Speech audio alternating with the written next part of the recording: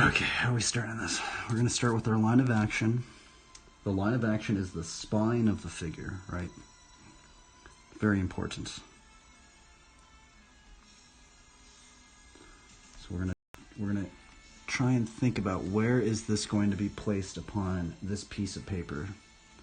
This is on this piece of paper. How is this going to be situated?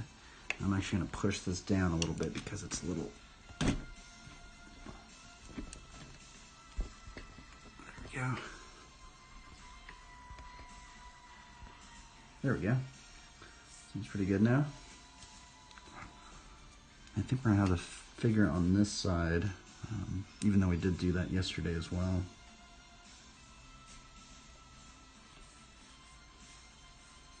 Okay, so let's start with the spine of the figure.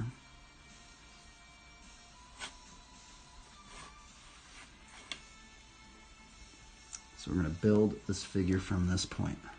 Let me push this more in the middle so we can see it in the frame. There we go. We're going to take this pencil now, and by the way, we are using very cheap materials. You can get this at your local Walmart.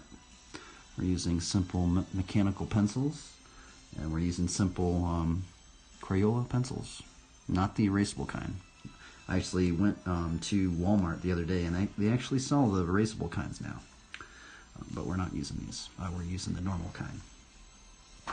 So from here, we are placing the line of action.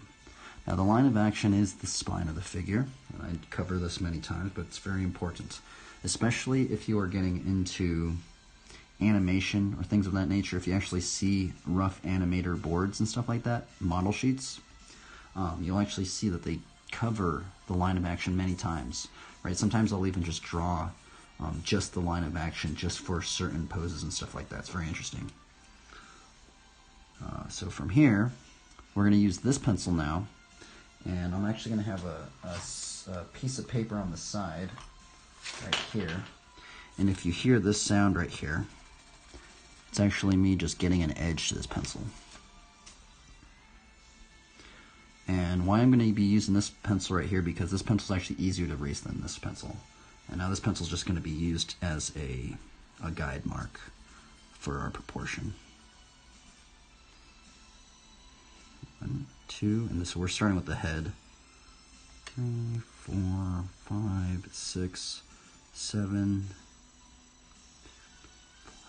6, 7, 7.5. I'm going to be using the 7.5 proportion grid, which I've learned this from George Bridgman. I've covered this many times, but I guess if anybody tunes in, you guys don't know, I did learn this from George Bridgman, and George Bridgman learned this from Michelangelo, actually. Okay, so this part is actually very, very important. Now the thing is it's much easier in a standing pose. As you can tell right here, this is a standing pose. The thing is, once we get into poses, say like this, you know, and say like we were gonna do that, and say this was gonna be like, and then like that was, you know, this is gonna be different because sometimes you have to like count like 1, 2, 3, 4, 5, 6. Sometimes you have to like count differently. But with these standing poses, it's much easier to situate your proportional grid. And now the thing is that you don't have to do this, by the way.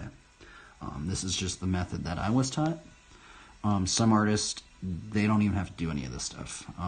The really gnarly art, though, I guess it depends on what style or who you kind of was influenced by and who you actually studied under. Now, I will say there are kind of like 3 schools of figure drawing that I have noticed. The first being George Bridgman, which George Bridgman had some sort of New York figure drawing anatomy course out in New York a long time ago. A long time ago, actually. And then there's Andrew Loomis. A lot of people actually studied under Andrew Loomis, but I actually didn't go the Andrew Loomis route. I actually went the George Bridgman route. There's actually a third one that I've been noticing a lot of people go under as well, and that's Glenn Villepeu. Now, Glenn Vilppu was very much about flow and just, you know, very flowy figures. And I kind of went more on those two sides. I didn't really go under Andrew Loomis too much, but many artists do study those. If any of you are interested. Okay, so from here, we're going to bring back this pencil. And by the way, I do use blunted pencils. See how this pencil is? It's almost kind of like a carpenter style. You know, the carpenter pencils. Kind of going with that style. I like using the blunted pencil because it's very just something about it. It feels very flowy. So we're going to start with the head, and we're going to start with the 3 immovable masses, which the 3 immovable masses is the head, the torso, and the pelvis. So from this head, we're going to start with the head. Now we're going to start with our torso.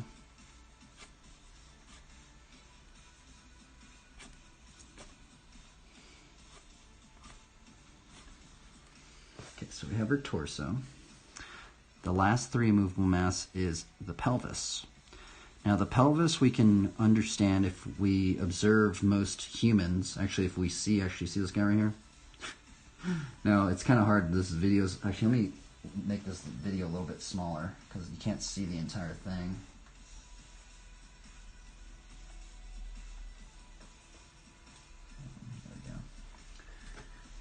Now this is actually something, now there are many variables, by the way, between people and stuff like that, but most people generally are put into a proportion grid of their face. And the thing is actually, by the way, the other thing is the proportion grid changes depending on the age of the individual, right? So if you say were to draw a child or something like that, right? Children generally have very giant heads, right, and stuff like that. And not only human children, by the way. If you were to even look at a dog, right? Remember you getting a puppy when you were young? Oh, look, the puppy has big ears and stuff like that. Well, one of the reasons why it looks like that is because actually the body, I think the body tends to grow a little bit slower than actually the rate of the head. Very interesting, right? That's actually the case for different mammalia.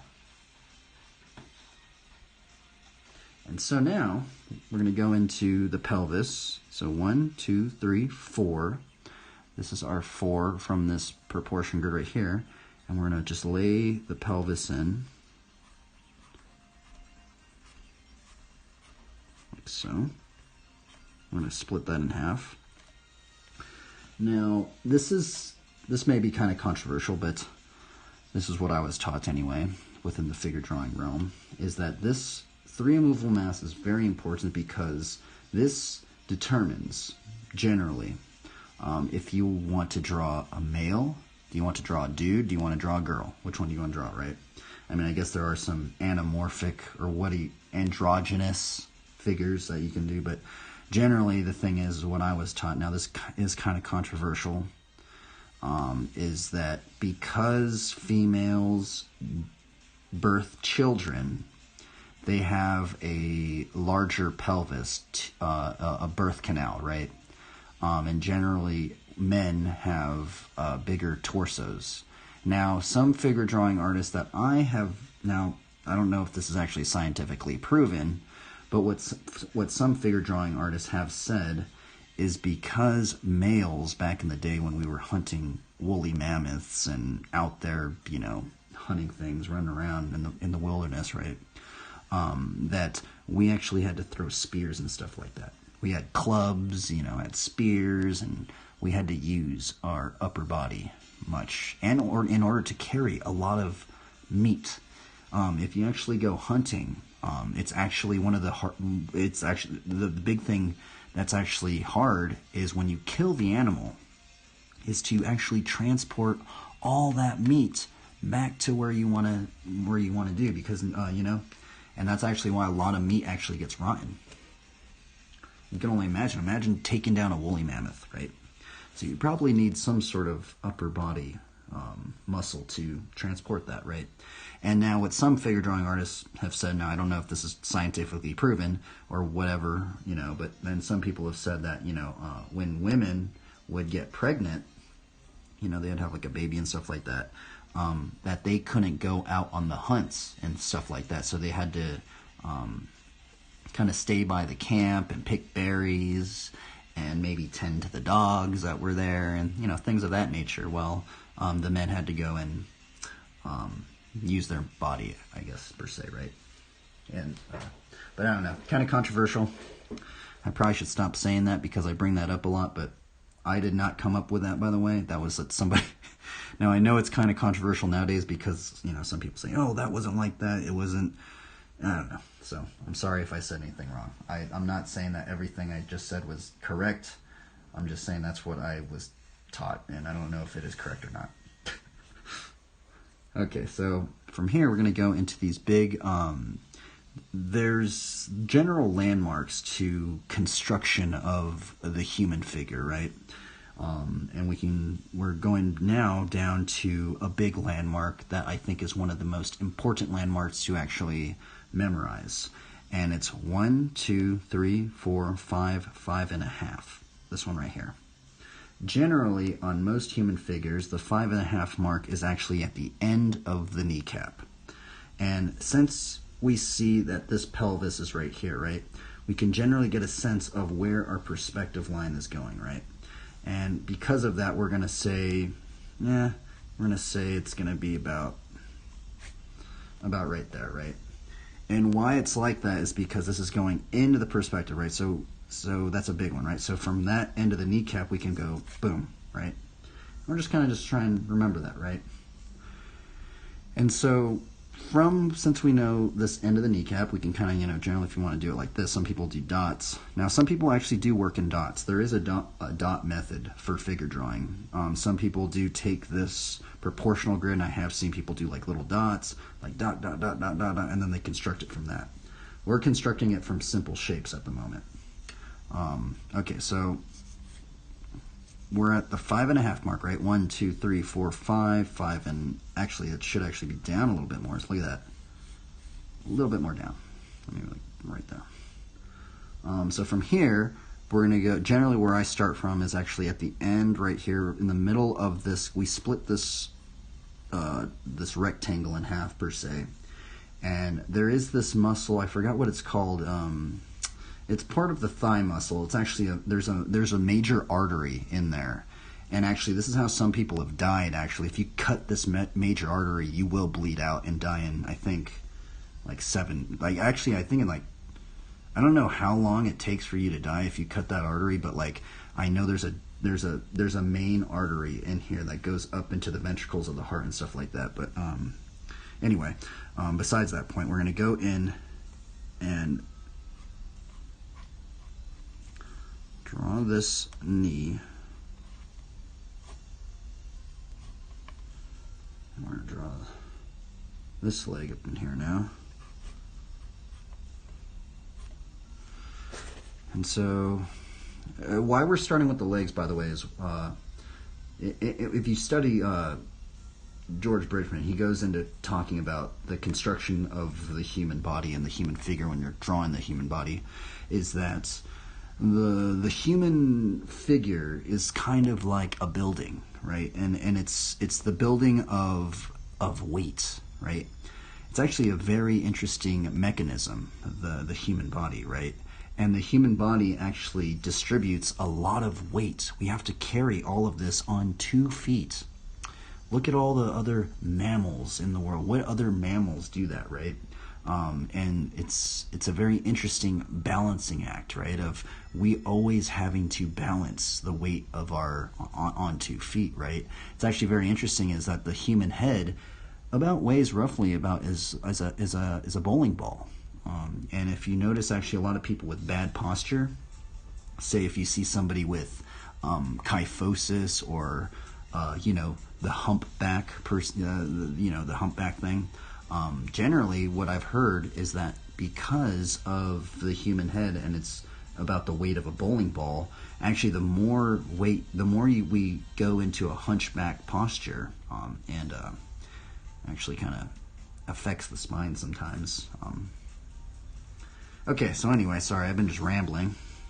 Let's start with this calf muscle, and let's actually get the, okay, 1, 2, 3, 4, 6, 7. Man, drawing while talking is kind of hard. Okay, 1, 2, 3, 4, 5, 6, 7, 7.5. I just didn't get that right. Foot should be right there, and actually, this figure, I actually should have shrunk this figure just a tad, because now his foot's going to be off the edge, and I kind of don't like that, but, where is 5, 6, 7, 7.5.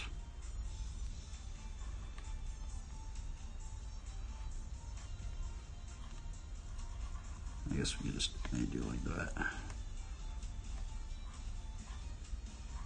And so this is the calf muscle.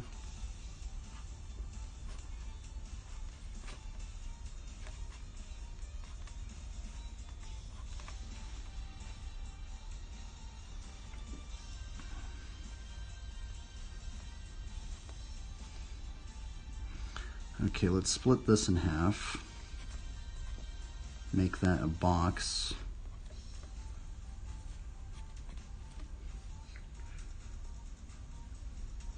Is this even on the entire frame? Let me bring this up a little bit more. There we go.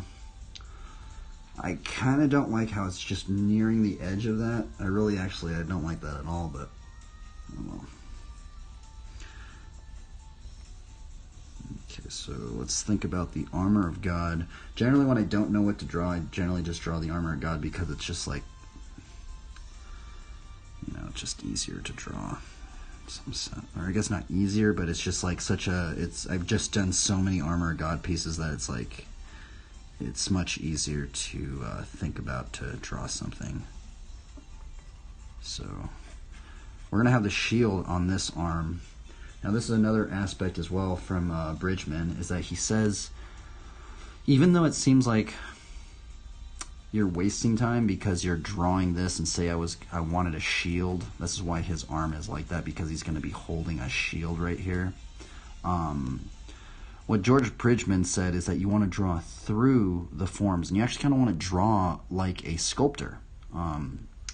Which, if you're in here Creative Fit, this is actually another thing, is that a lot of people actually have studied George Bridgman, and they were like sculptors if you wanted to get into like figure drawing sculptures and stuff like that.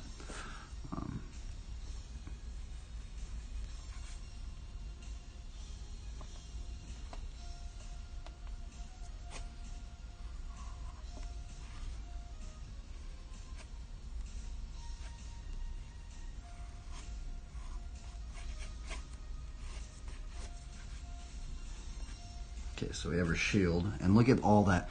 Look at all of this stuff I'm covering. Oh my goodness. It almost just seems like a waste, right? You're almost just like, why did I just draw all of this stuff just to cover that entire part with this shield, huh? It's actually kind of ridiculous. I actually probably should have put the shield over there, because now it's just unruly how... Oh well. I guess that's less stuff that I have to draw then, right?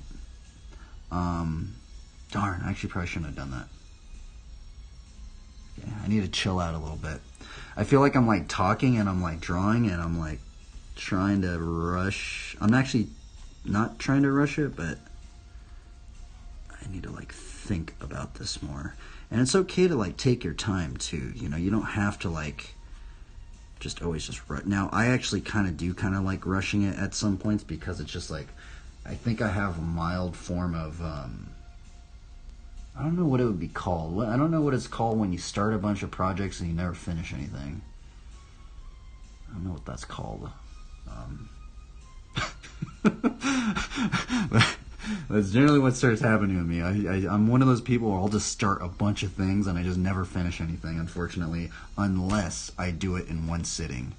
And that's actually one of the reasons why I started working in this method, is because it forces me to get something done. Because there was many times when I would work on a painting, and even though I finished the painting, I would get bored. And once I get bored of something, I'm just like, I don't want to do it anymore. And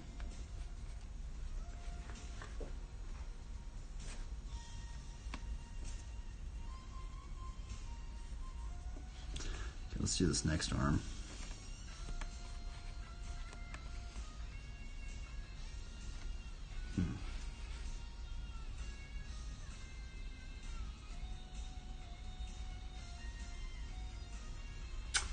I always do that floating shield thing. I mean, not shield, floating sword, which I kind of want to just do that because it's just way easier. But,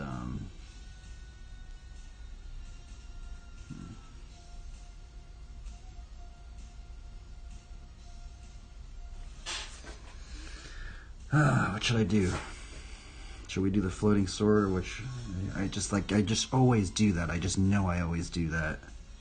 I mean, he could just be holding a giant cross. I mean,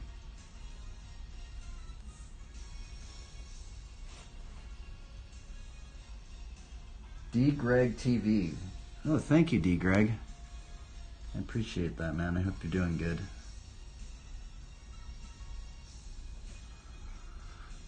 I don't know what to do here. So we're just gonna do a floating sword, I guess.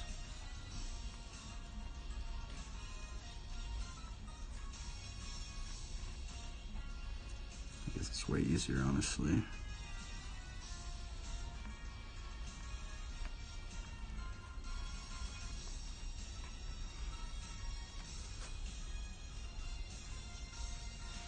Okay, so see how we still have our proportion grid? There are still some landmarks I haven't covered yet. Now this actually goes for men and women. If we go to the second mark of the head, proportion of the head, right? Right here, right there. That's actually at the end of the pec. Now if you do see women, they have pec muscles, but the thing why they have boobs is because that's a fat storage for feeding, for breastfeeding. But if you went under the fat storage, there actually is a pec muscle. And it's the same for both men and women. I know it sounds kind of weird, but it's actually like it's a part of the anatomy of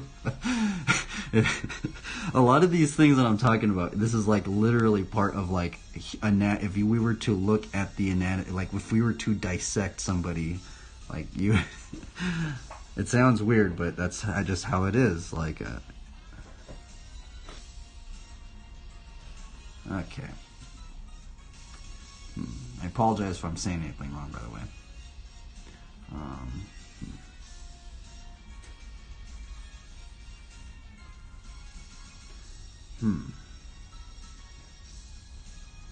And we could just do the armor,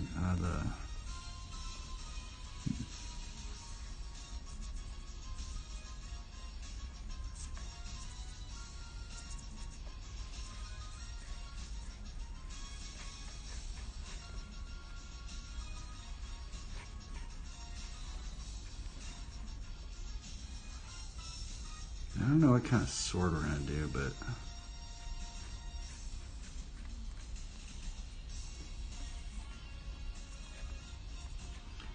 and basically the thing is that this combo that I'm doing right here, it's almost like a combo on a bike, right? Like I have a lot of this stuff stored in my muscle memory. I've done this pose so many times. I mean, maybe not this exact same pose, but generally, covering the armor of God thing, we've covered a lot of these things many times over, right? Now we're just changing little bits and things, and but this groundwork, what I would call the groundwork of the construction of the figure, it's generally a very similar principle of constructing it in the beginning, right? Now, where it gets kind of interesting is when we get to the second layer of the pencil layer. That's when it gets a lot more abstract, and we can get a lot more unique qualities. And that's actually one of the reasons why I like doing the like kind of like graffiti warm-up stuff, because I think that's kind of when the graffiti warm-up kind of starts to play a pivotal role in the abstract qualities of kind of getting into drawing a character or something like that, right? Oh, man, it's weird talking. Like yesterday, I didn't really talk drawing it out, but today we're talking.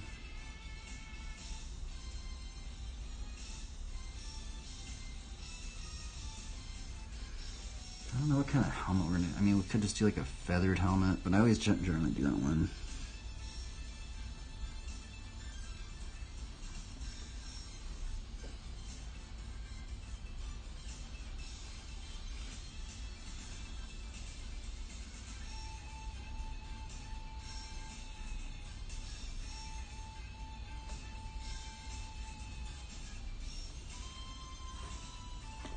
Put the tabard. Oh yeah, I forgot we could put the belt of truth and see how this pelvis. So with this landmark of the pelvis, we can actually see that that's actually where the belt will be situated. And from the belt, we can actually put a bag.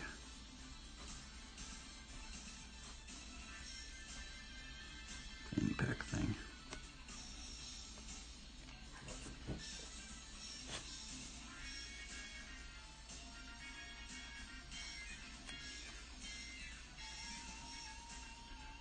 New song.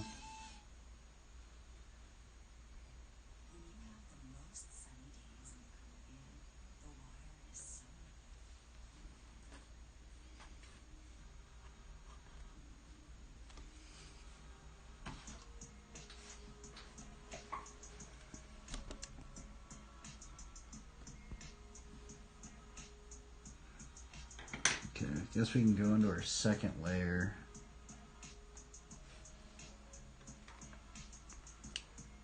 I'm not sure what type of helmet we should do.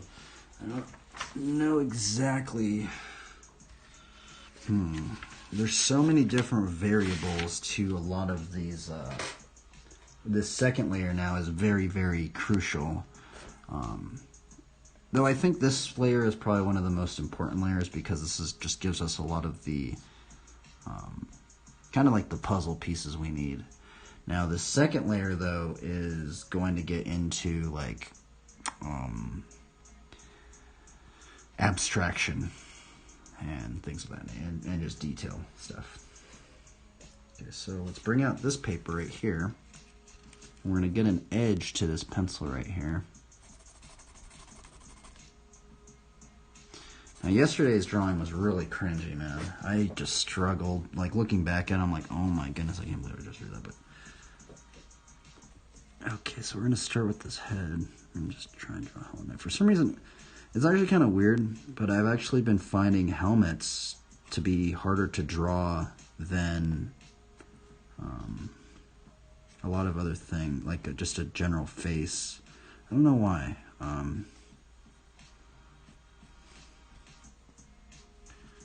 Just been finding them harder to draw.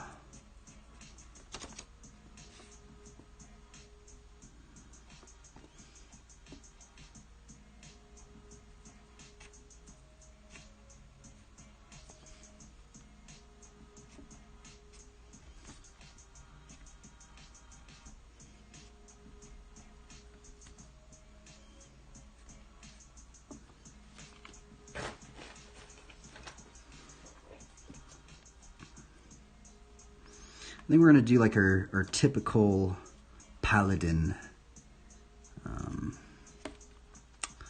you know, like the tip of, you know, sometimes like you see the Paladin and they have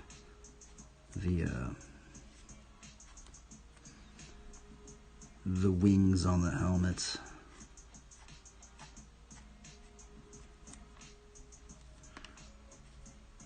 I'm trying to draw maybe that.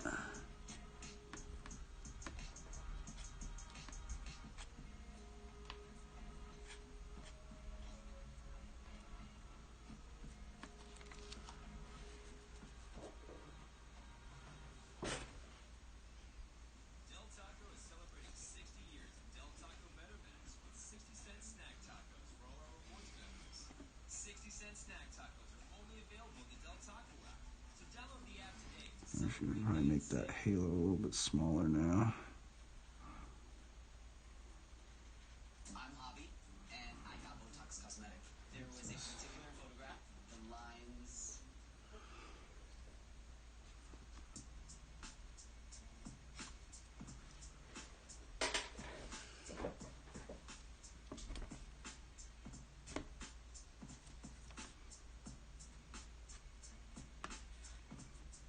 Kind of digging it.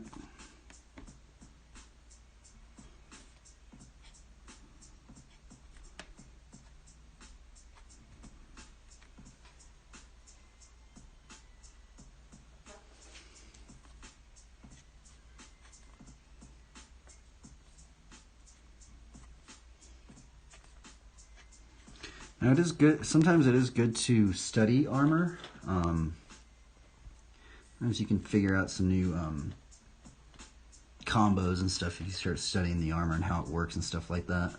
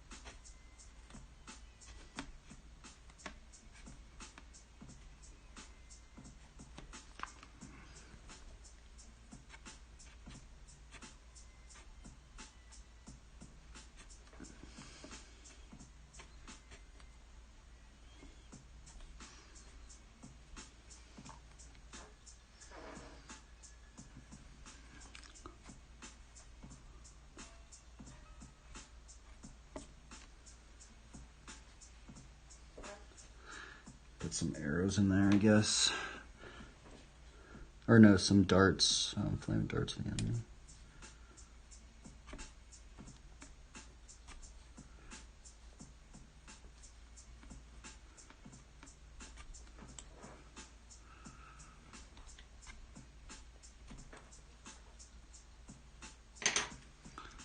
Draw the cross in there.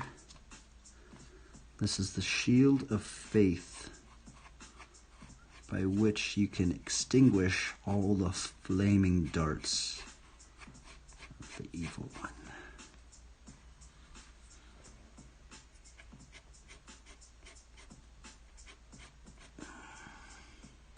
The other thing is, if anybody's watching this, you guys could do the exact same thing I'm doing.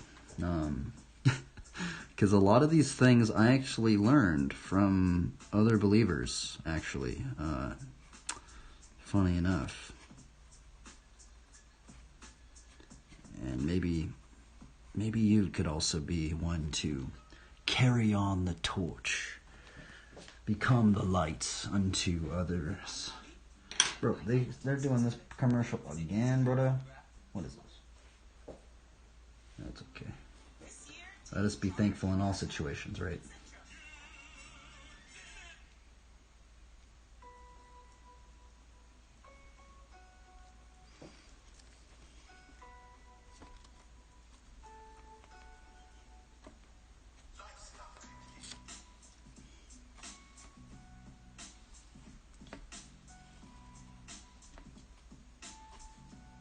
I like to do like notches, like shield's been well worn.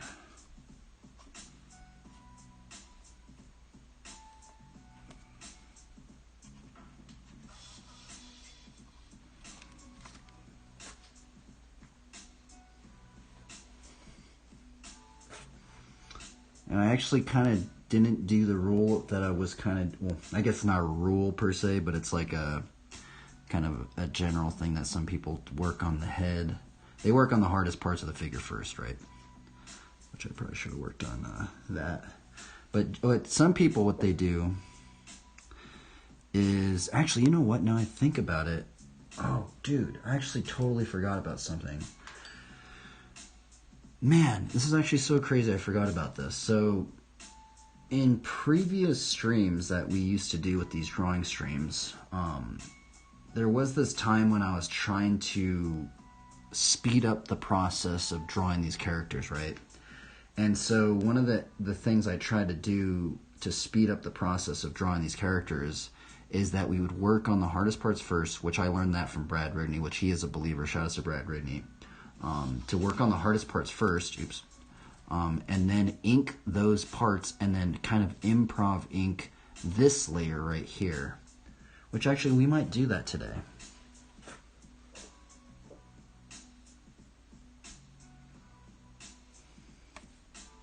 So let's work on this part.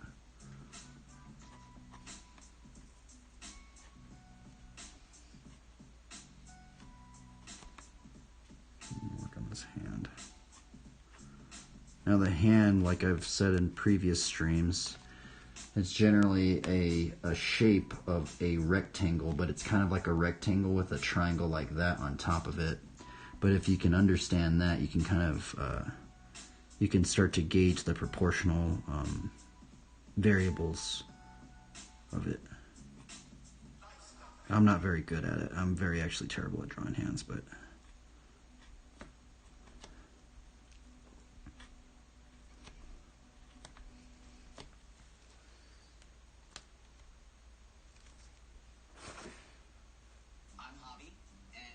man, they're really pushing this commercial lately.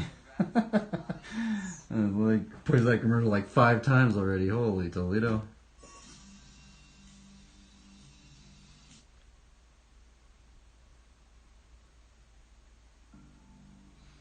Okay.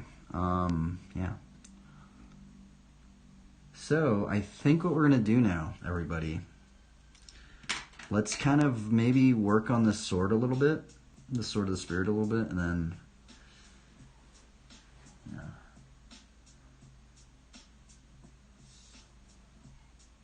Kind of tripped out. What kind of sword should we do up in here, right? There's many variables of different swords that we could do up in here. Oh, you know what's interesting is we could actually do the Chris sword. Have you guys seen those ones? Those ones are actually very, very interesting. And actually, I've been trying to figure out how to actually draw one. Now, what's actually funny about the Chris sword is that it's I've seen it. I've seen other believers draw it, and it sometimes just trips me out. I'm just like, why do they draw that one? But how I've kind of figured out how to maybe we'll draw one like that.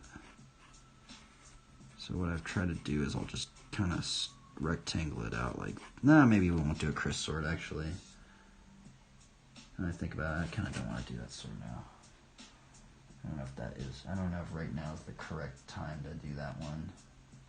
Let me put on a different video.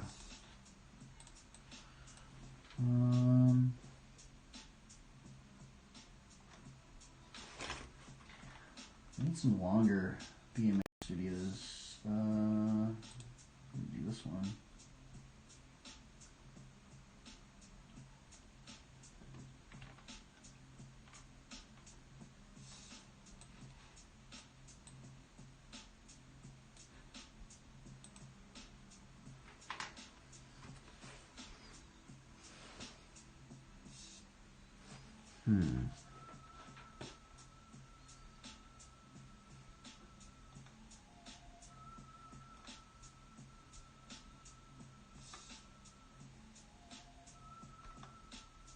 What type of sword should we do? There's so many variables to the sword. I guess we could just do a normal one.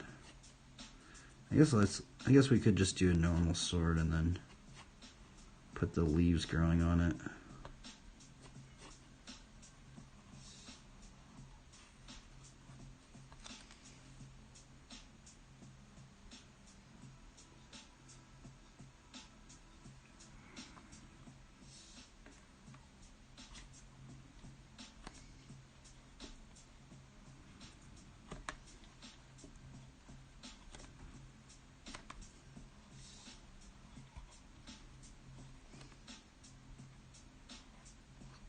fruit.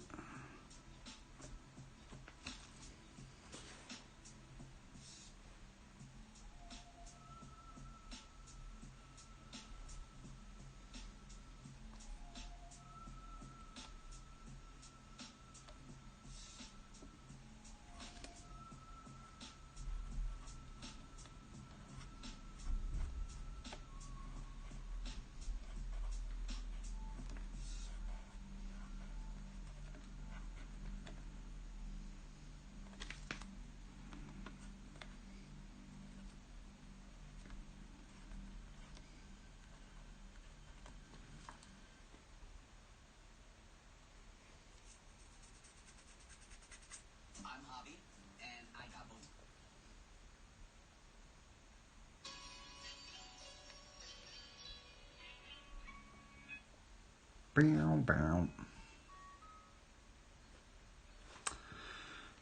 Okay, so we have this. I kind of want to just like go and do the what I used to do. So I used to just do this right here, and then I would just go straight into the ink. I'm wondering if I should do that again. I'm also just kind of worried because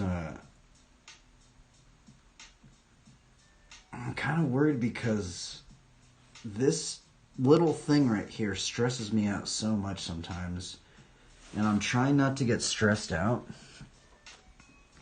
So maybe I shouldn't ink out things, but there is this level of inking that's very, I don't know what the word to use. It's kind of like scary. But within the fear of inking, there is a sense of fun. But the problem is this thing has brought in me so much frustration as well.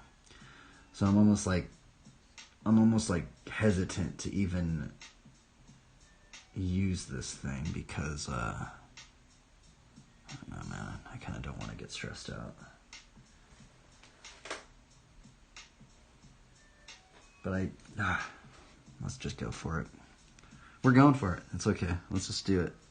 Lately, I've been kind of like on this ink thing of trying to, let's get back into inking, right? But man, it's been weird. It's been weird.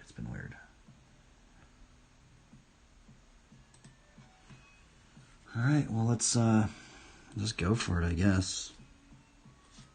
This is now I'm going to say what we're going into now. This is something that some artists don't do. Some artists actually don't even do a construction layer. They just go straight into ink. But now I've been trying to, I kind of forgot, I've been trying to figure out how to speed up the process of drawing these characters, right?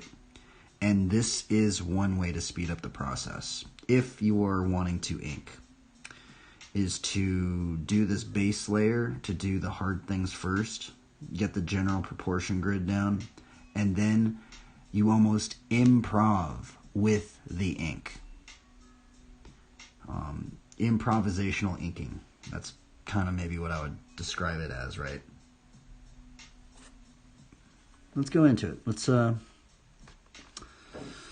This is where it's either I'm going to get frustrated. I'm almost like scared to even just make a mark on here. I'm going to be really honest. Maybe I shouldn't do that because I don't want to get frustrated. Just do it. Well, that's the thing, is I get frustrated and I'm almost like shaking. If you can actually see me, I'm like, well, that was kind of like intentional right there. But if like, it's just scary to do this. It's a very scary feeling to just like, I don't think I'm gonna do it. I think we're just gonna go with pencil. Maybe I should do it because I'm like, this causes me frustration. This does not cause me frustration. I can restore my mistakes with this thing. This thing right here, oh my goodness, this thing is like, I don't know. I mean, maybe I shouldn't do it because that's actually what happened yesterday. Yesterday I actually got frustrated, so I don't think we're gonna do it. I don't want to get frustrated. And I always do get frustrated.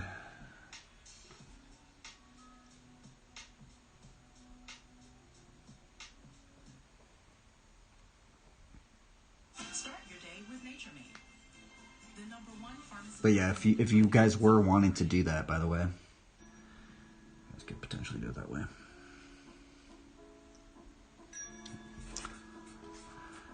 But yeah, I'm like really trying to think over these thoughts. I kind of want to put a skull down here. Have you guys noticed that's actually a symbol that some churches used, by the way, is putting the skull down here, which I actually might do. Now, why some people actually put the skull down there is because some people represent the skull as the skull of Adam. Why don't you draw like a little skull down there?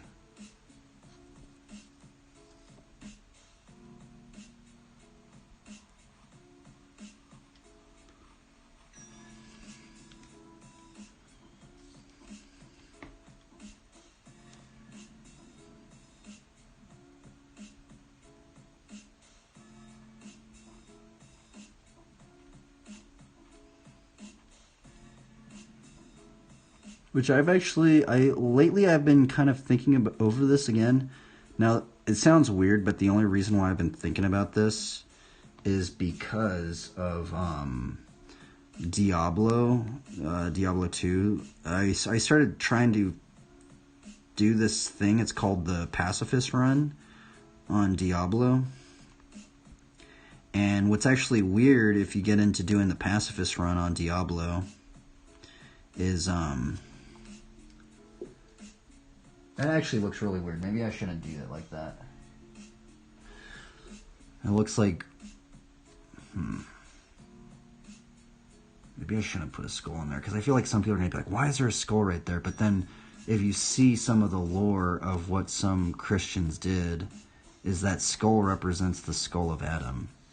I also think it also represents the skull of... what's it called? Calvary? Some people say, I think, they said that Jesus was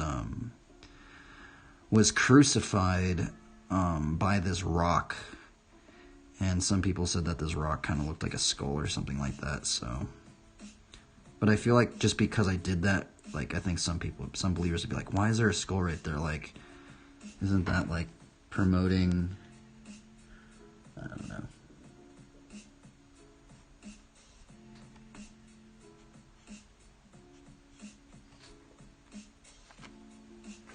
Oh yeah, that's what I was talking about. But why I started like thinking about this is because in Diablo 2, if you're doing the pacifist run without killing anything, or actually no, it's the pacifist run without you killing anything. It's actually, and how you do it, if you guys are wondering how you play the pacifist run, is you have to play a character and you get a shield, right? And you actually have to find a skull. It sounds weird. But you have to find a skull, and you have to find a socketed shield. And you could socket a skull into the shield, and what that does is that anybody that attacks you, they hurt themselves. Sounds kind of weird, right? So anybody that does any damage whatsoever to you, they actually damage their own selves without you even having to hit them. You don't even swing your arm or anything. Just them doing damage to you hurts themselves. And that's how you play the pacifist Paladin in Diablo 2. Sounds really weird, right? But I'm going to put some flaming darts from the enemy.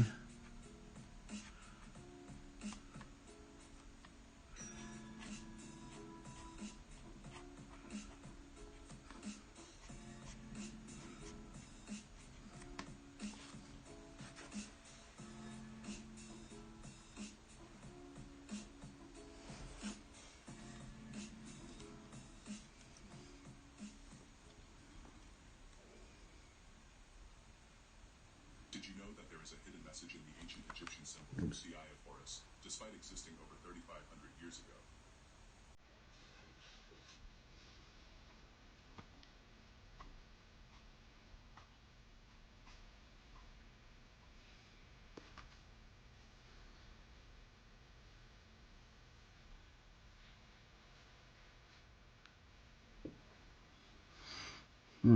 Okay.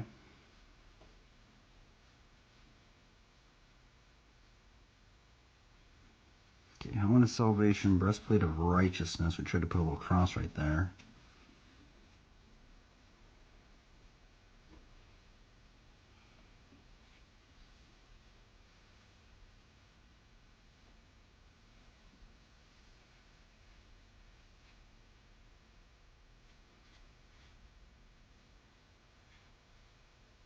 Shame,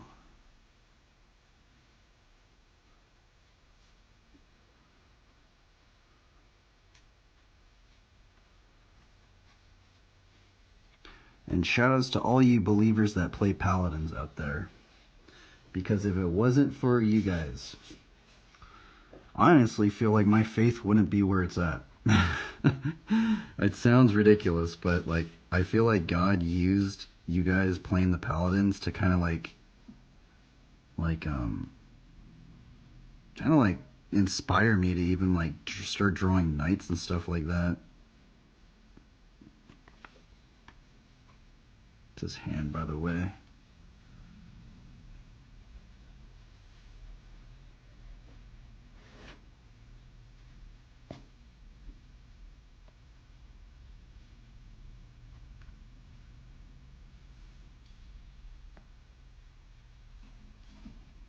Try and draw a belt buckle.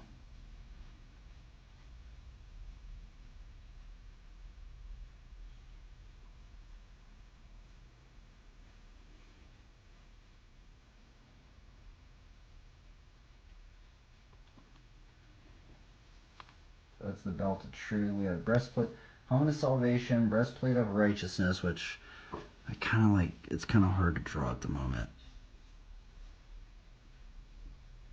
By the way, why that there's this notch in that shield right there because some shields you can actually use it as a defensive tactic, but also if they have that notch in there, it's to like you can like hold it up and like also like throw your sword in there like that.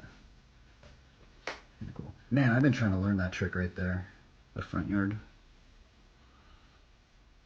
We're gonna draw just a tabard on this guy. Oh, let's actually just draw the satchel.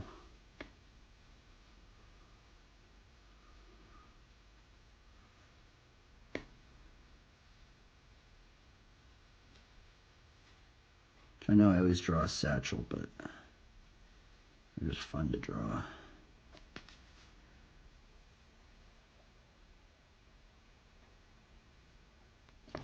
Whoa, I didn't know you could do that. Whoa, that trick's cool. Man, sometimes I watch these videos, I'm not actually watching, I just like glance over, I'm like, whoa, I should learn that. When you're looking like a snack, and now you're hungry for one. Man, I miss my white frame. I feel like you can see the white frame from a thumbnail. Darn, maybe I should paint my... I do actually miss my white frame now I think about it.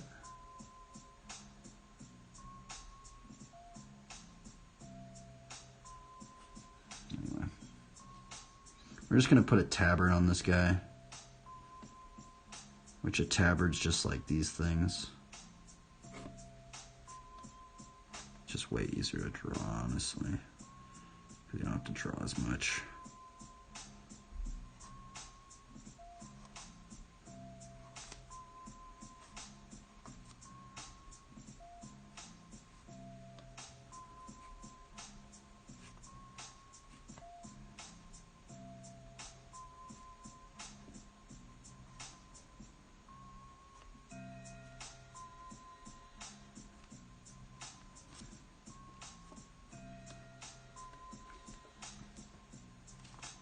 A lot of RPG games have that thing.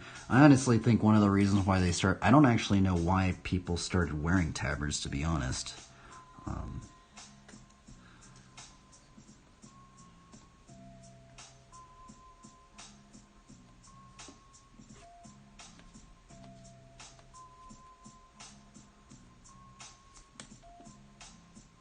These should be the boots of the gospel piece. So actually, this actually might be an interesting part right here. Watch, here, check this out. We're going to go in, go under, and see this shape right here? We actually have to do the same over here. Go in, go under, go down. And we're actually going to put a peace sign right here. Because I know it's kind of weird because like people are like, why is this over here? These are actually supposed to be the boots of the gospel of peace. We actually are to try and promote peace. Now the thing is I also like to think about being meek, because I know I'm drawing like this Paladin-esque armor of God character. The thing is that I don't think we should be pushovers, right? I feel like if it came down to it, right, we probably could do some damage, but we should hold restraint and be meek. And in maybe some sense thinking about the thing is maybe them attacking you is just attacking themselves. They're just hurting themselves. Something like that.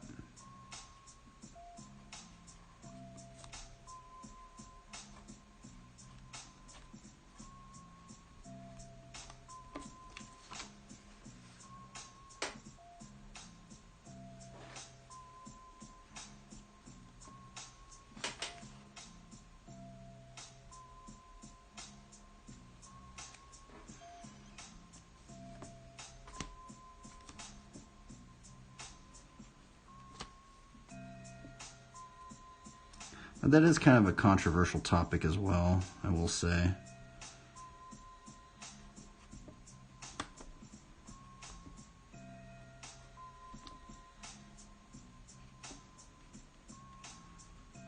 The whole topic of like using force or not using force.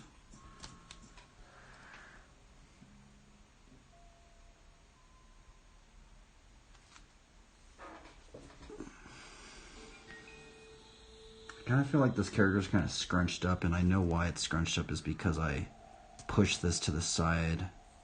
I got this wrong. See, this foot should actually be down there. Actually, I'm going to have to fix that now that I think about it.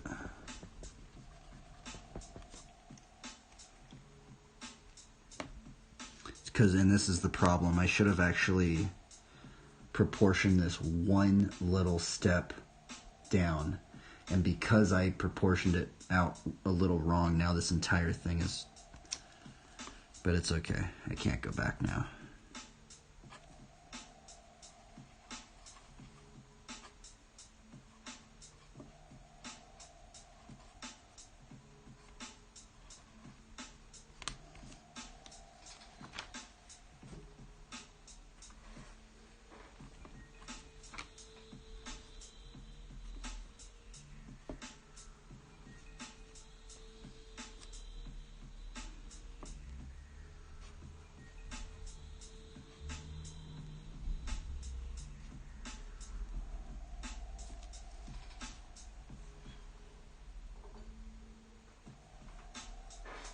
Honestly, kind of not.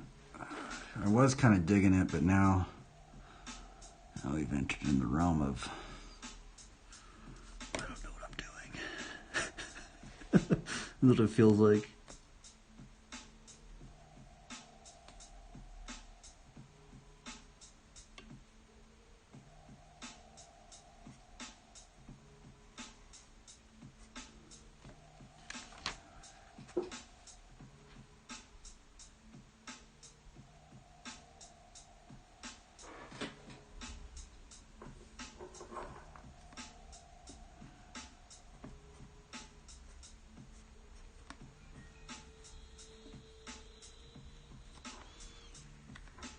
I was just gonna have a bunch of chainmail.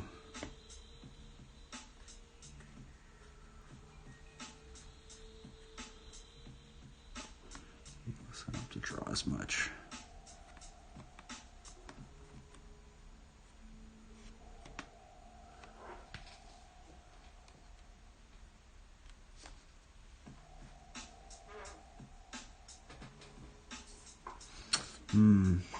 Something happened to this character. I was kind of digging it, but now we're struggling.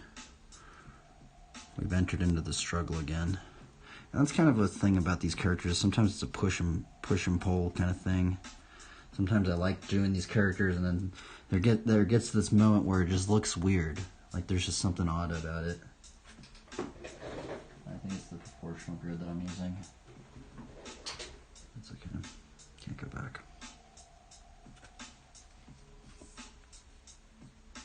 I mean, what we could do as well is we could put a cloak on this guy.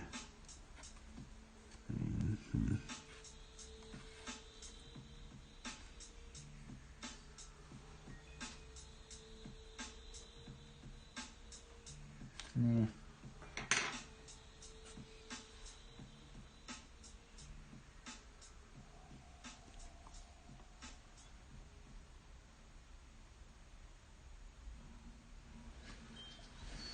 Cake in the break room. Cake in the break room. There's cake in the break room. Go.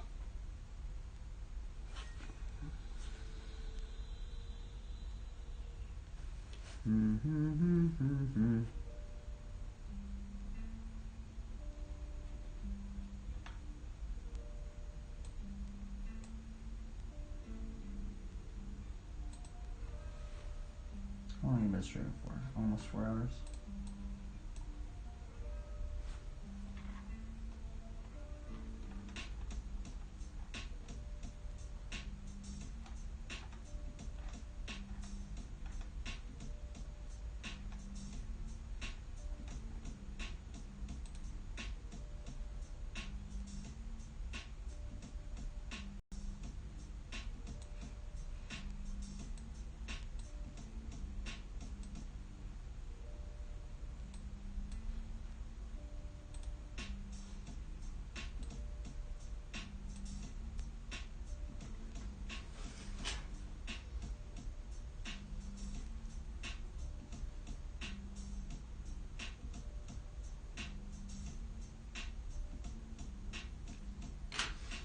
Could put a bike in here as well. Let's do that. I haven't drawn a bike in a while.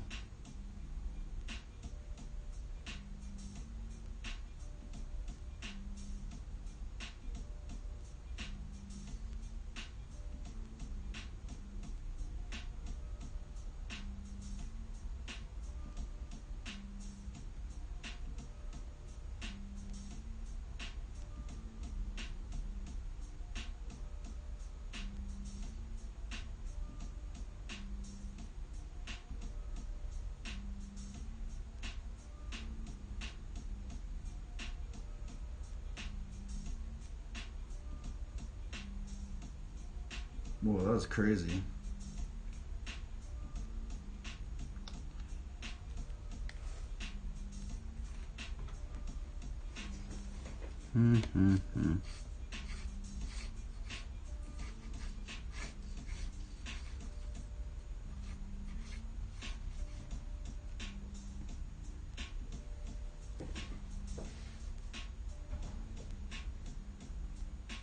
Yeah, I guess we could put a bike. It's just kind of weird putting the bike. I can do it.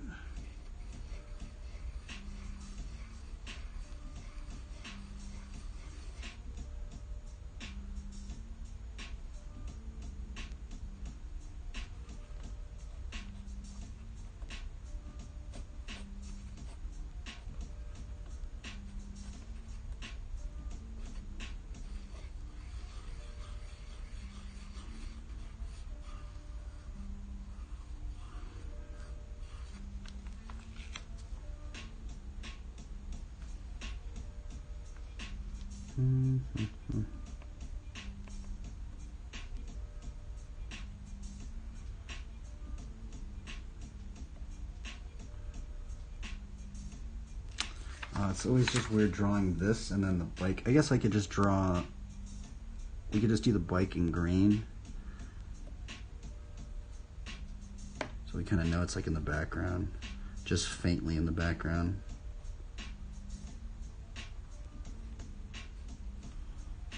You're like, what is that? Is that a bike? What is that?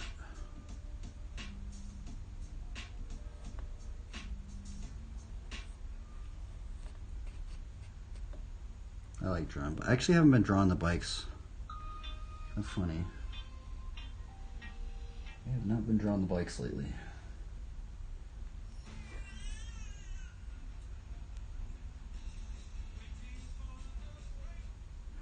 Waiting.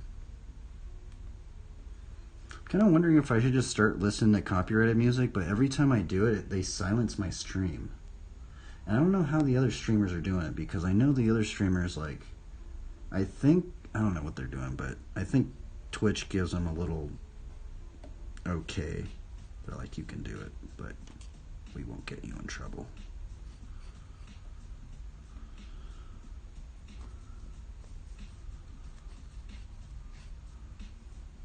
Okay, so let's do the down two. It's going to be actually pretty tight in here.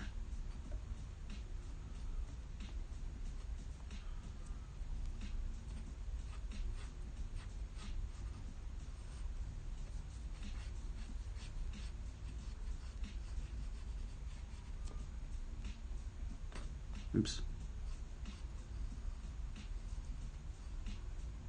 Oh, bikes are fun to draw. It's kind of funny because I used to not like drawing bikes, but now I've been really having fun drawing bikes. They're just like very interesting because you can just like put your own geometry and stuff. You want on it. Like kind of weird though. I guess let's just try and make it normal. Let's just do like a stock bike.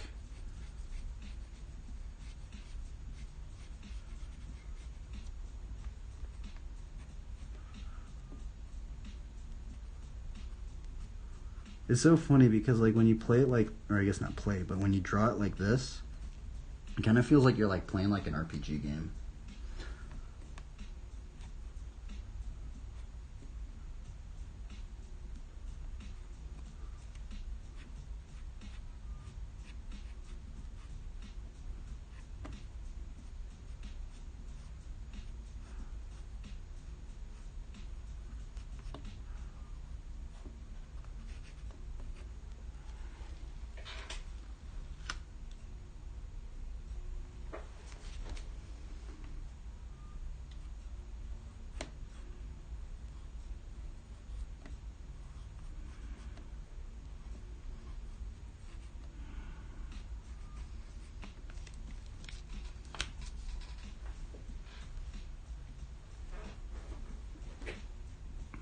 Pegs on this bike.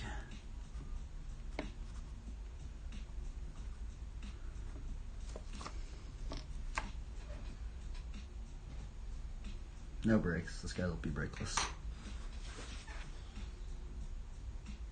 So I feel like I've done this so many times. Do the armor of God, and then do a bike, and then do the sword, and then.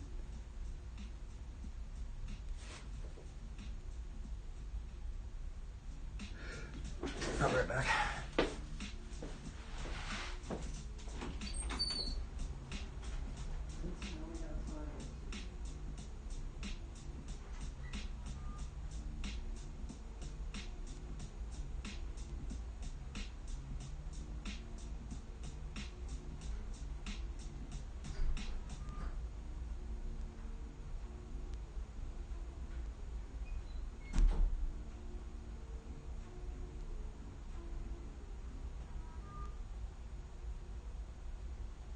When Doug and Andre came to TurboTax, We navigated a turbulent housing market. Find the motorhome. But we didn't know the first thing about filing taxes as first-time home buyers. I knew how to make their move count.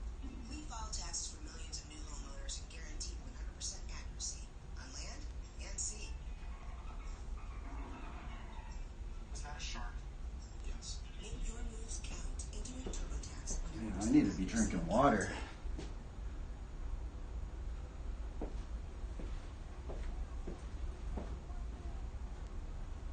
Stop them. Raining. Beautiful. Stop raining. Stop them raining. They are so beautiful. I want them with us. Stop them. Raining.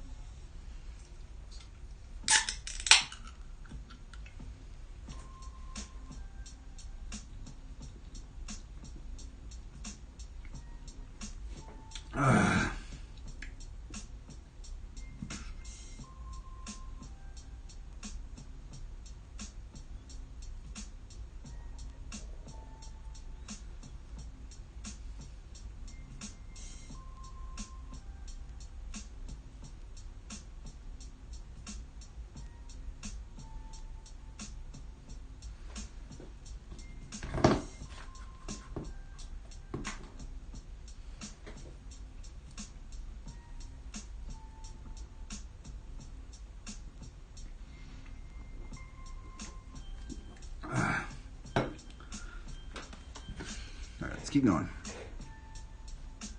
Where are we at?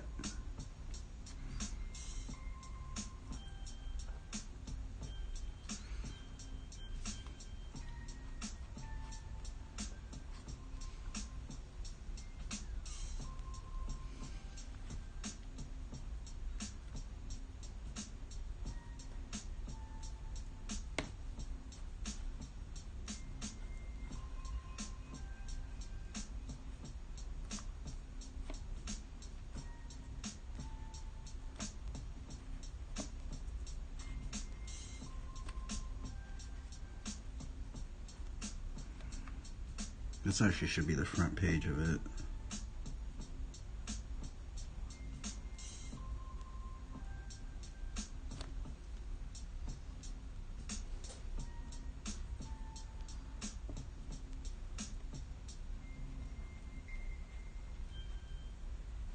I feel like I drew this exact same Bible yesterday. I guess it was a little different yesterday, but it was kind of funny actually.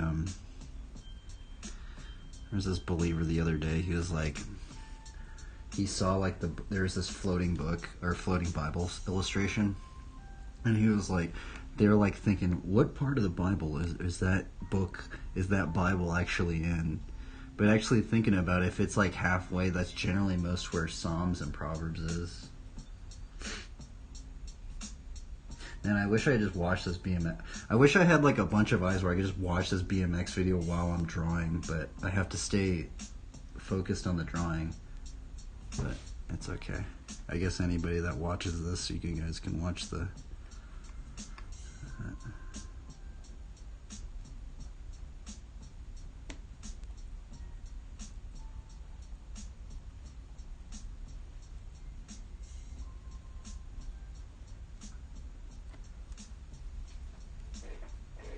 Let's work on this sword. New song. Sorry, Sue, I can't get the white.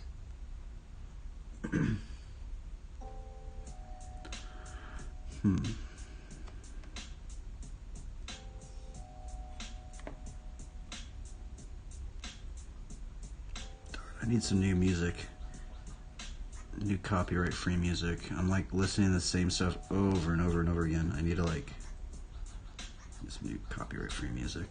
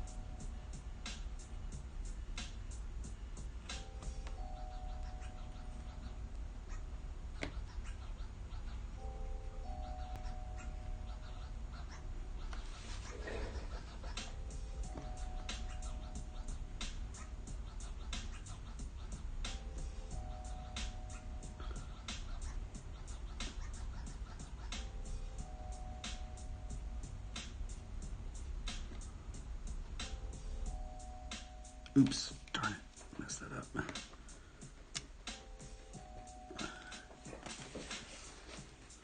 Oopsies. Wasn't paying attention. Glad I was not inking. I would have been very stressed out from that moment right there.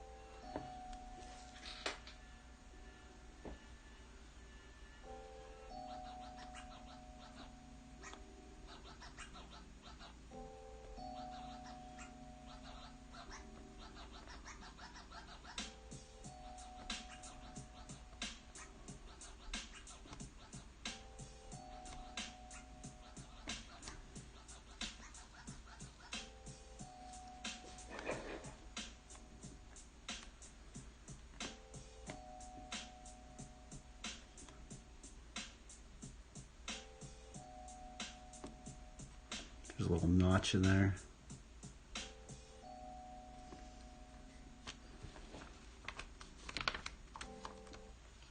Oh, that song, now that song I actually do like. I can listen to that song a lot. Ooh, the track is popping.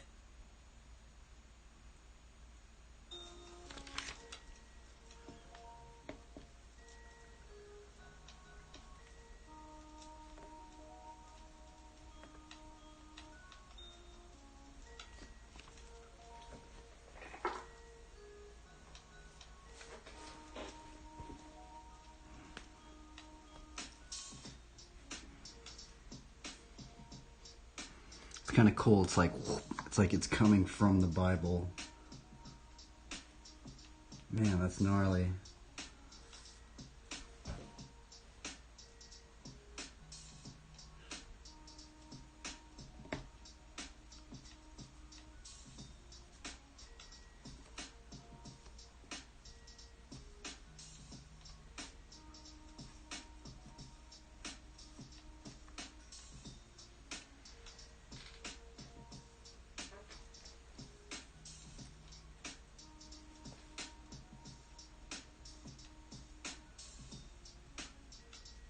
I'm gonna like put like a little creature right here, a little animal.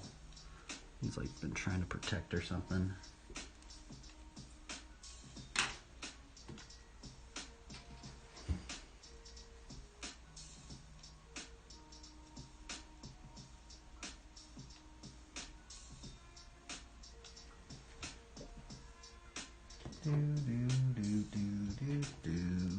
What little what little creature shall we put in there? Let us see. Tune in next time for this Tune in next time for this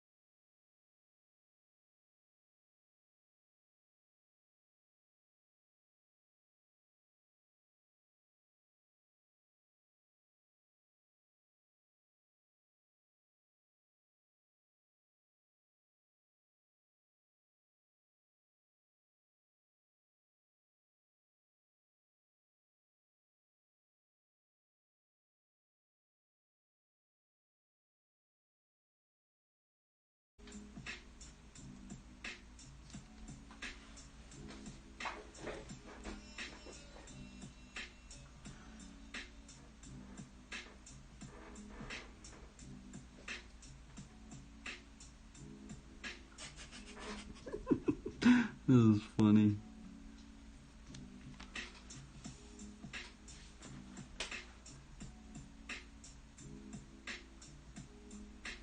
Wow, that guy is gnarly. What the heck? What is this guy on? That guy just... Dude, this dude's gnarly.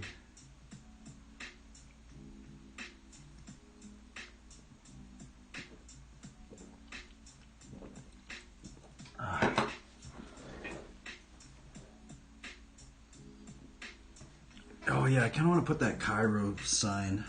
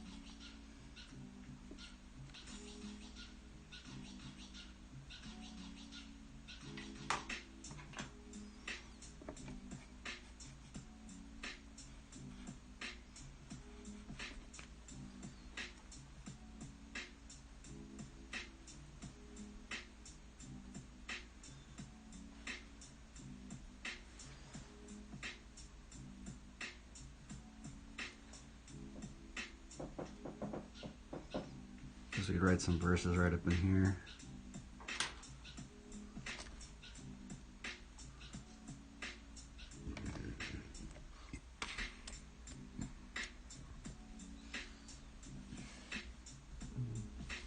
He's protecting the little monkey. I mean, little rabbit.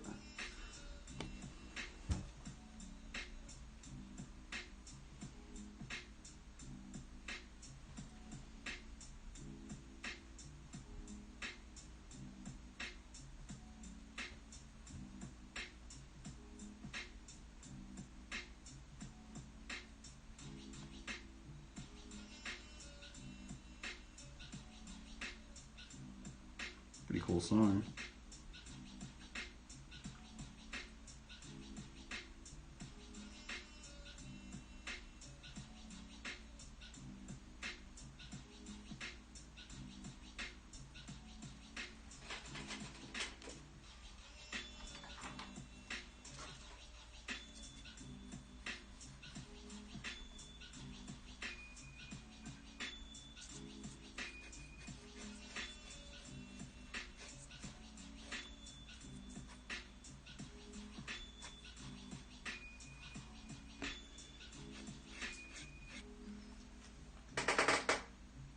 I feel like everybody's like, what is that? Is this a bike? What is that thing? Yep, it's a bike. All right. Uh-huh. We're going to put a little Easter egg in here as well.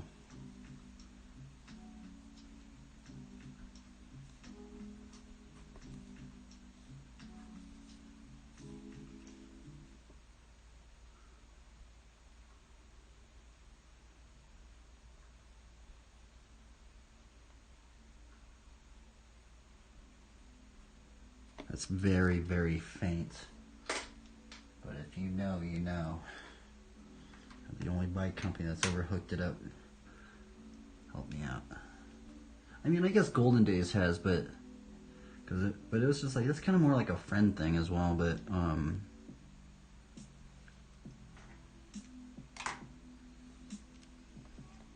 actually this guy is going to be running brakes.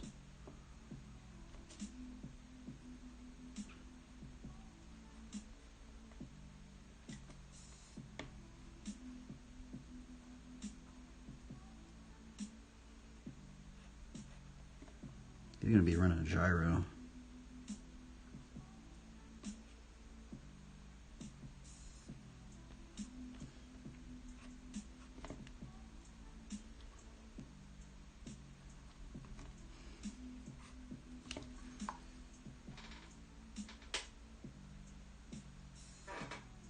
Dude, these guys are shredding, bro. I want to ride like some of these guys. These guys are crazy.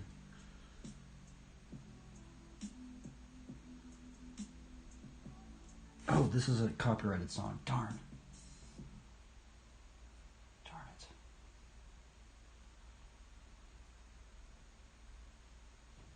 I wasn't paying attention.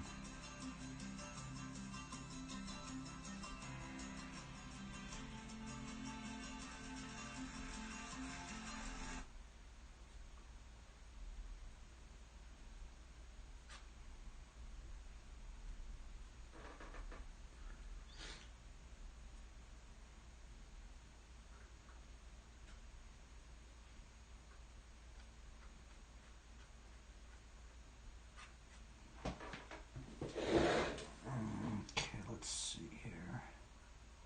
Where are my playlists? Oh, there they are.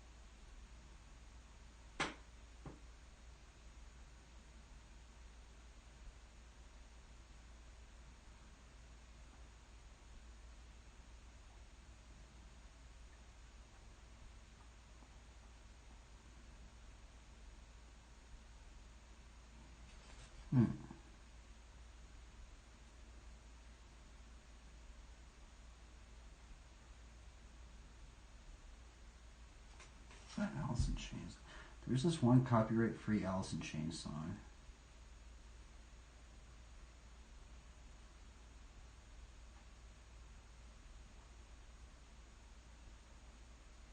I don't know where it is.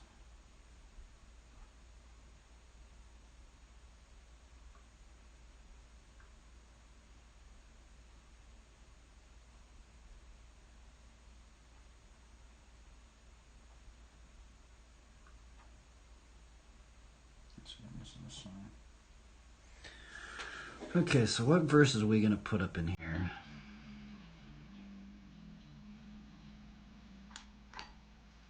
I'm going to put a little Easter egg up in here as well.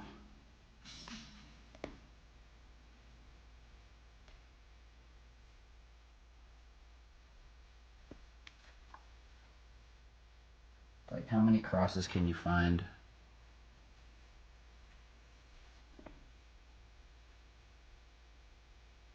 And sink, hook, line.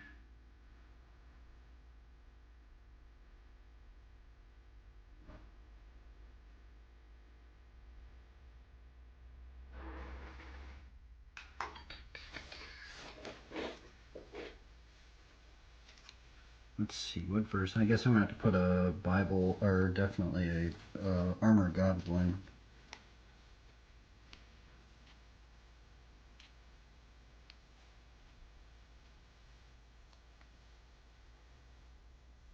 Drawing the fruits of the Spirit.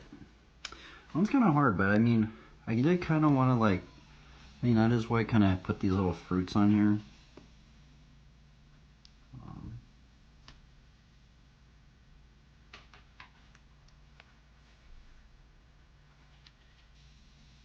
Do you know what this symbol is? Oh, I guess you can't see it. Let me push it over here. You know what that symbol is? I actually just recently found out what that symbol is from a documentary.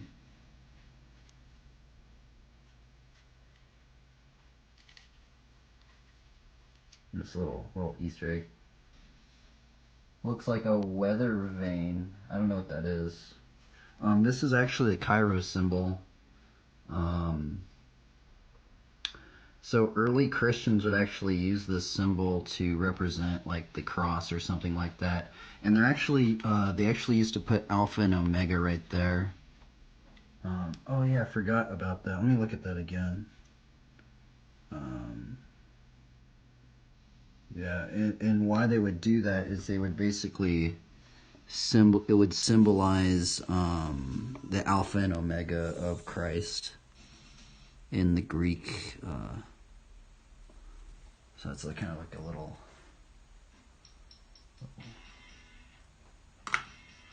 little Easter egg.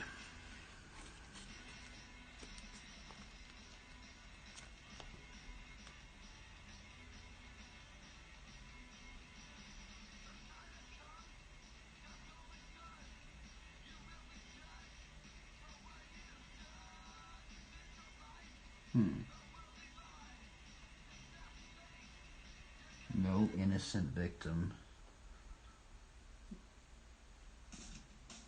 I need to listen to this more. This is actually a Christian early hardcore punk band from San Diego called No Innocent Victim. I think they were straight edge.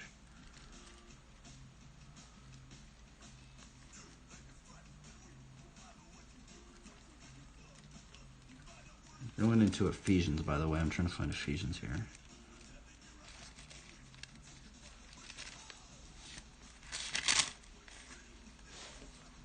Let's figure out what verse should we put him. I think we're going to put him this one.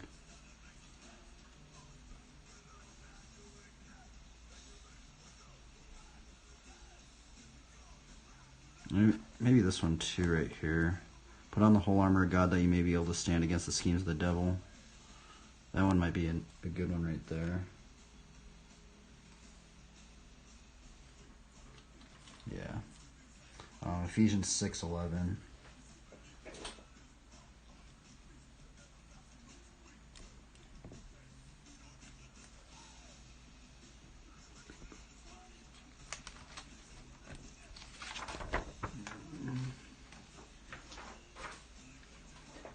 Type this in here. I mean, not type. I'm gonna have to manually write it in here.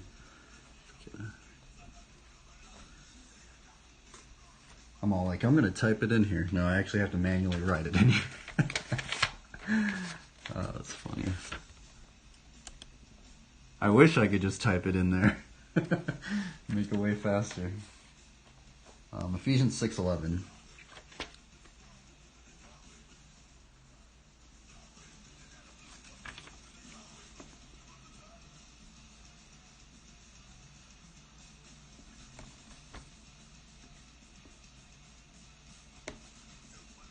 Oops.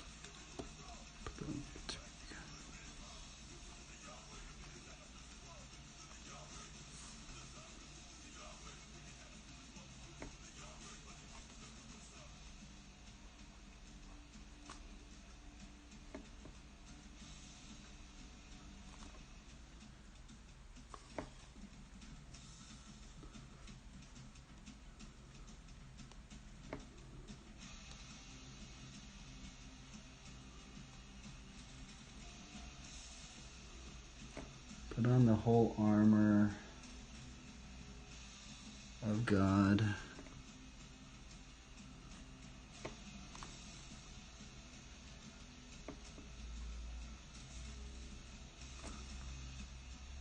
Comma. That looks like a period. Put a little bit more. That you may be able to stand against the schemes of the devil.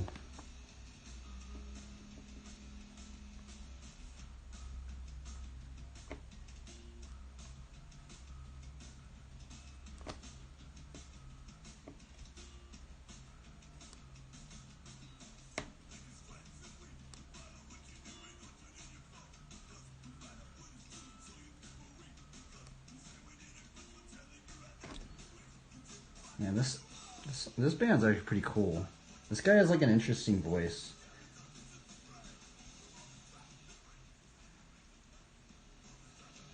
I'm trying to listen to those lyrics.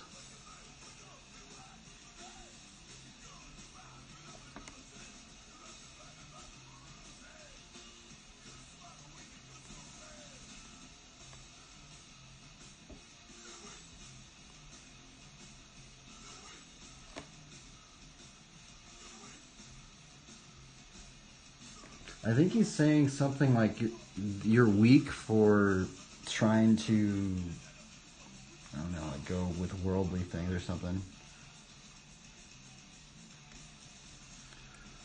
The schemes.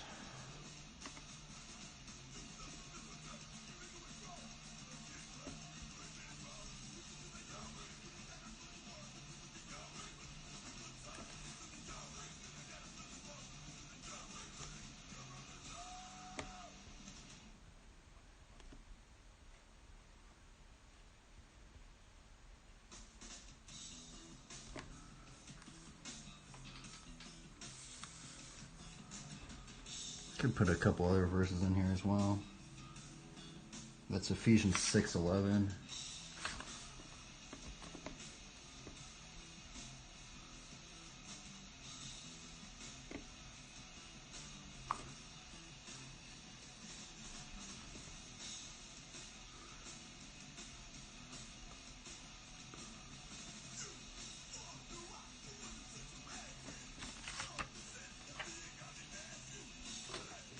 What other verse can we put up in here?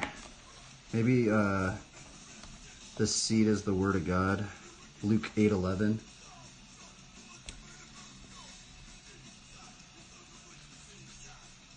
Yeah, I'll do Luke 8:11.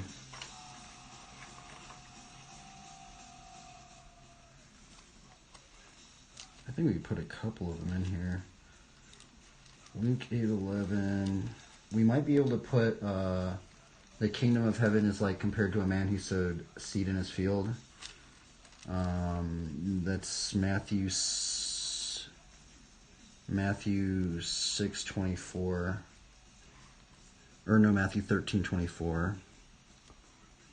He put another parable for them, saying the kingdom of heaven may be compared to a man who sowed good seed in his field. Yeah.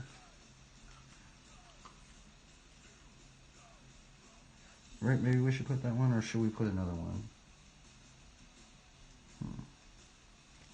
Trying to think here. What other proverbs? Because I always put those same ones, honestly.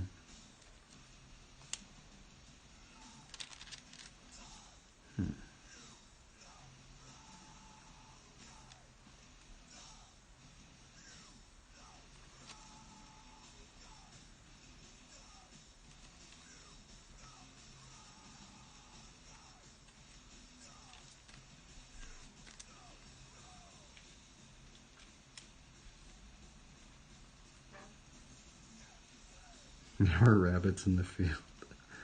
Maybe we could put that one about the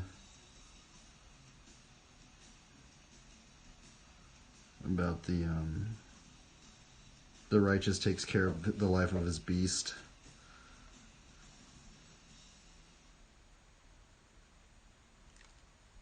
I might do this one. Proverbs 3:6, in all your ways acknowledge him and he will direct your paths. Yeah, I'm going to put that one. Proverbs 3:6.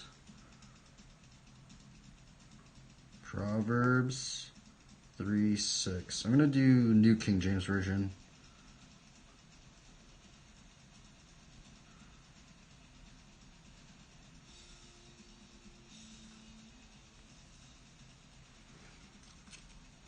Do this one.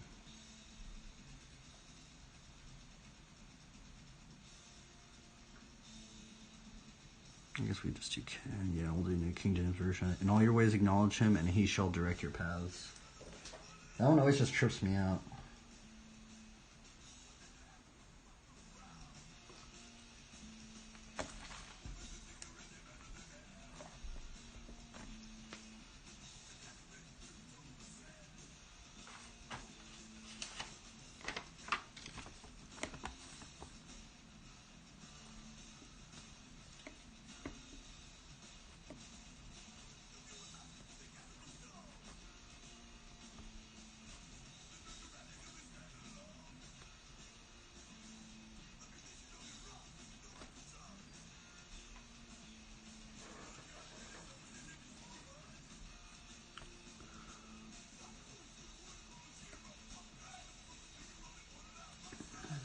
In all your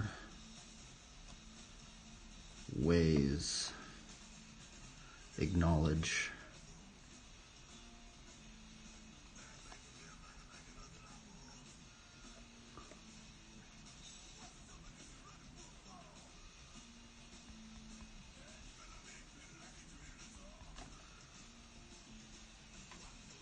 Acknowledge him.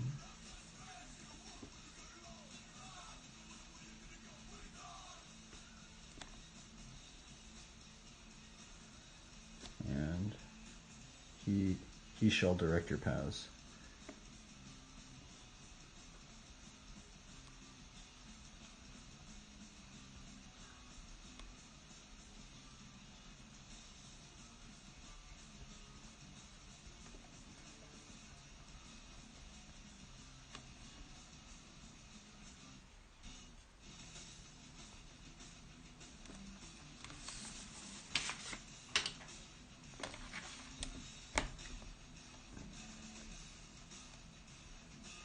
I think I put another one actually. We might have put another one. We might put Luke 8:11.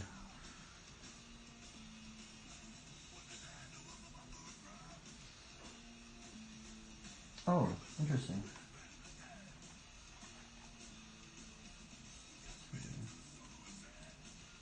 One Corinthians 13:7.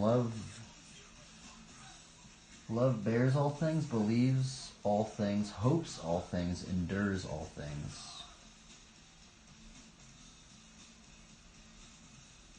It's a good one. 1 Corinthians 13.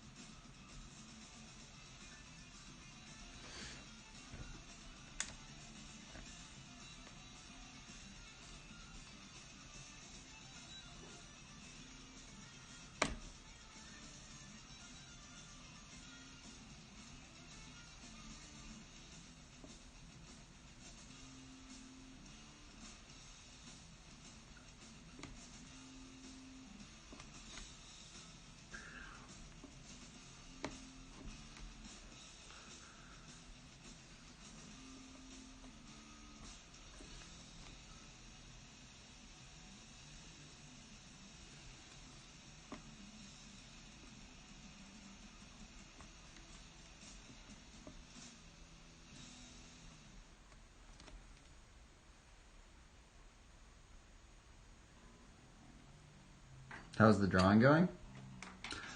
Well, it's way less stressful today because I'm not inking it out.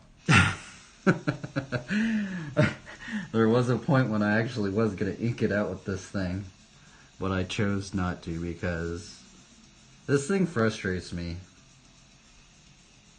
I don't know about any of you guys, but inking this thing it's so fun and it's so like scary.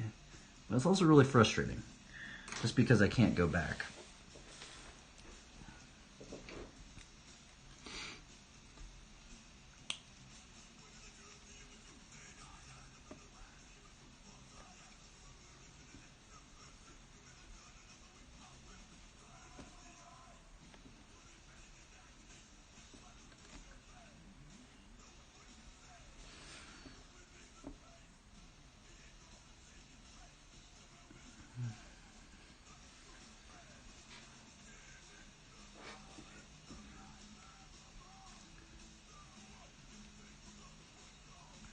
Other than that, I feel like if I just do it with pencil, then it's kind of, because I could always just go back. If I mess up, I could just erase it, But I will say, this stuff does teach you a lot of stuff, right? It does teach you how to be very deliberate with your mark making.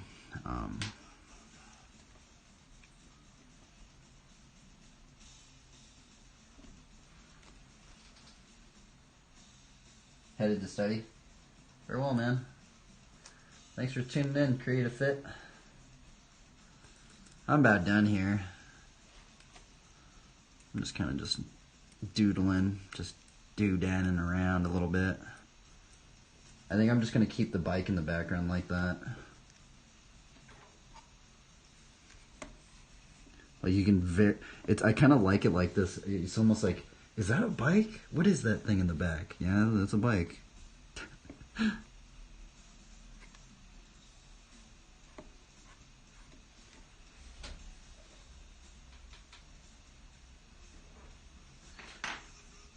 put my signature right over here.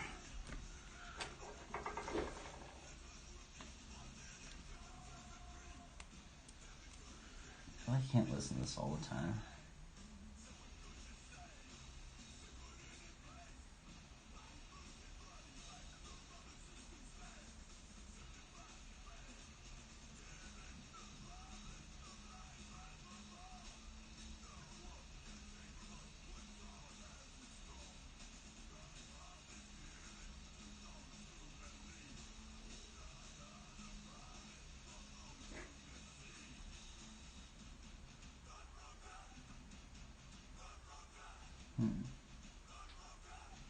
I have so much music that I have saved that I never really listened to.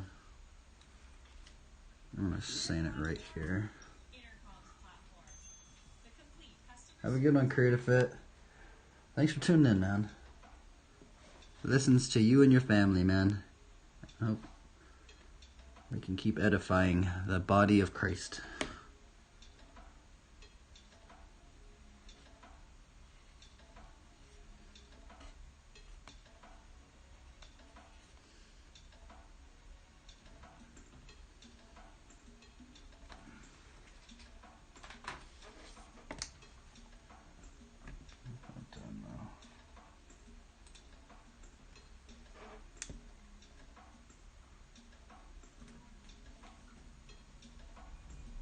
I might actually use this one as a thumbnail.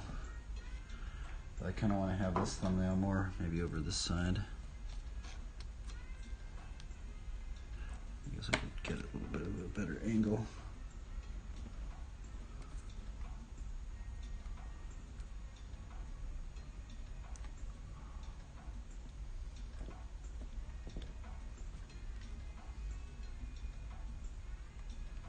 Oh yeah, that's what I could do. I could do, I can bring tape. Where's my tape at? Oh, tape is in, oh wait, no, I could use this.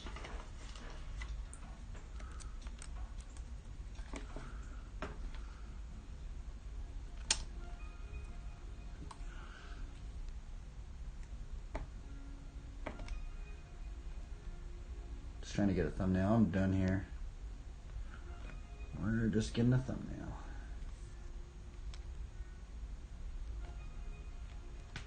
Put this up in here.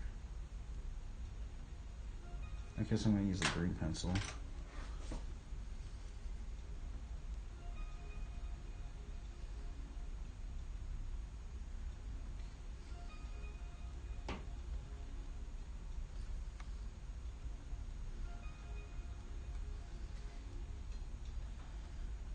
And that is the thumbnail, everybody. I guess maybe let me move my hand over a little bit more. Look at that little creature right there. I kind of like that little thing right there. There's a little trifecta. The skull, but also it's kind of like there's something cute, but then also there's a peace sign. I actually really like, that's actually my favorite part of this piece right here. Is this like this little weird story thing right there. But anyway, everybody, thank you for tuning in. Anybody that watches these things, like I say, I apologize if I say anything wrong. Hopefully I can't edit these things out, so peace out, Joe. Thanks for tuning in, man. And I'm out of here. Blessings, everybody. Keep trying your best and have fun. And remember to try and let us help to try and build up other believers, right? And water their seeds of faith as well, because you never know what some watering will do. Peace out, guys. Have a good one. Remember to adorn yourselves with the armor of God. I'm out of here.